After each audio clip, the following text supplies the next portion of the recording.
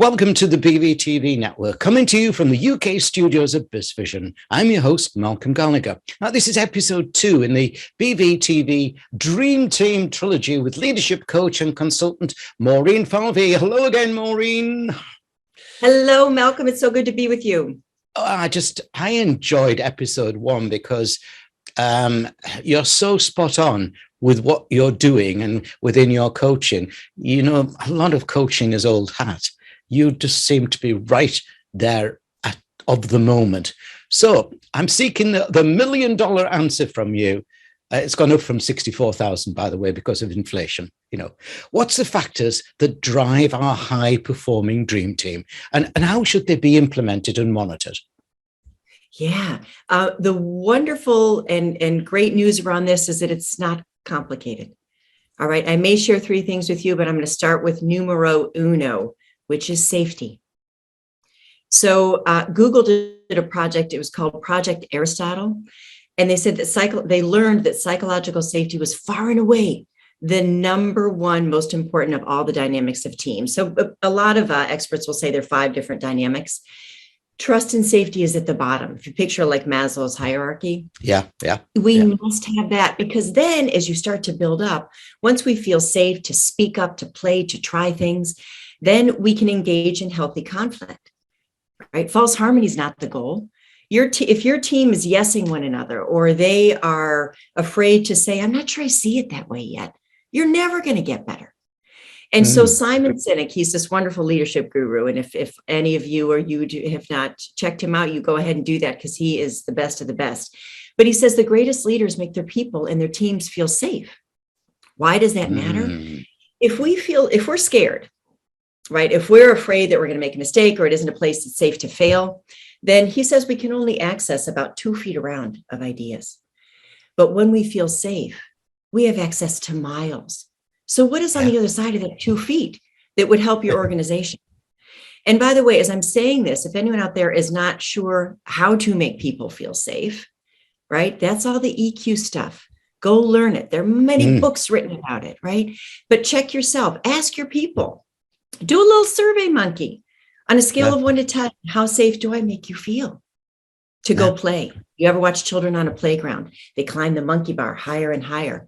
Sometimes they fall, but they never turn around and say, gee, I hope no one was watching. They just keep going. That's what you want in your organization.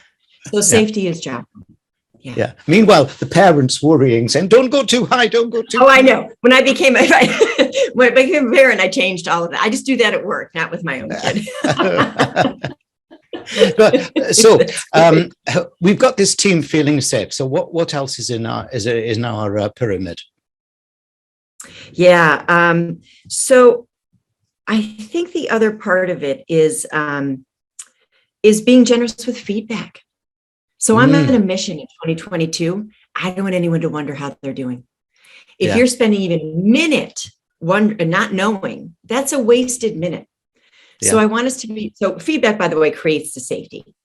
If you're walking around saying, am I good enough, or how am I doing? Well, it's tricky too in a hybrid world, Malcolm, because when you're in an office, you can walk down the hall, and if your boss just gives you a quick smile, you know you're doing okay. We don't have that right now.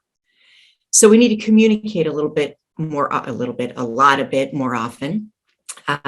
Susan Scott has this book called Fierce Conversations, and I love this quote that she has in there. She says, our work, our relationships, and our very lives succeed or fail gradually, and then suddenly, one conversation at a time.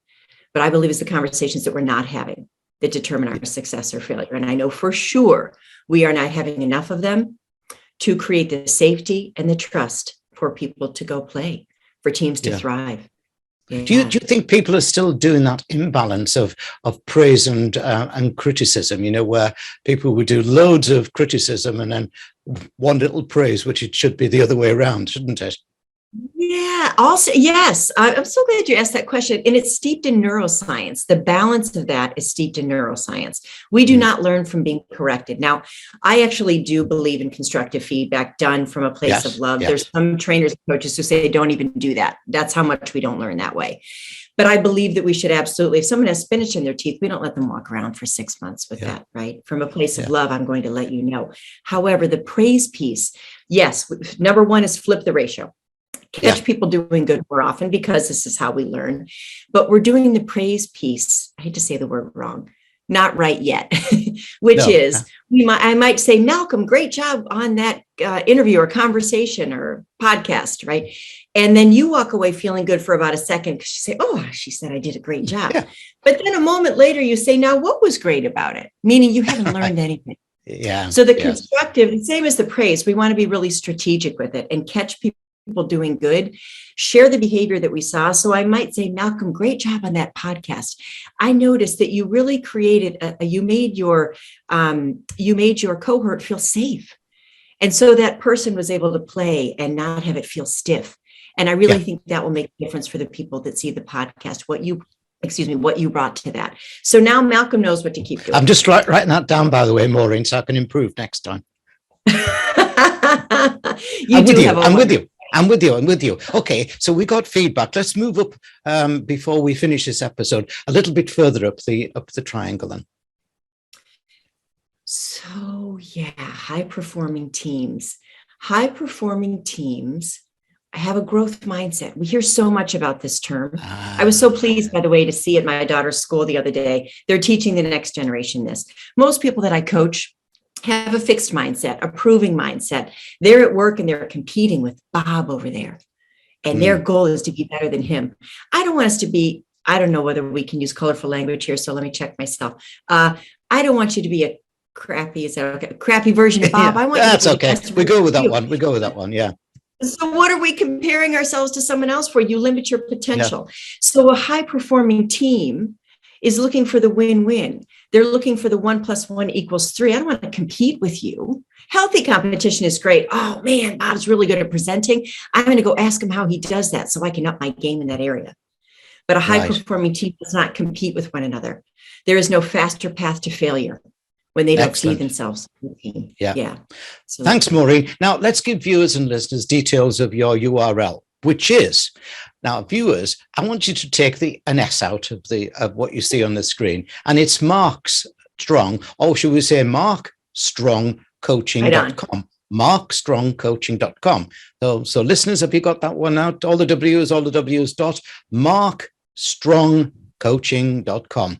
Now, Maureen's given you a very practical insight into nurturing that so needed dream team. But high-performing teams don't just happen. They need to be formulated and led by an effective leader. And in my mind, using today's leader skills that are of the moment. In episode 3, I want to talk to Maureen about today's leader skills, especially an area which I believe is essential, and that is emotional intelligence and EQ, the emotional quotient. So can we go there, Maureen? Yes, I can't wait.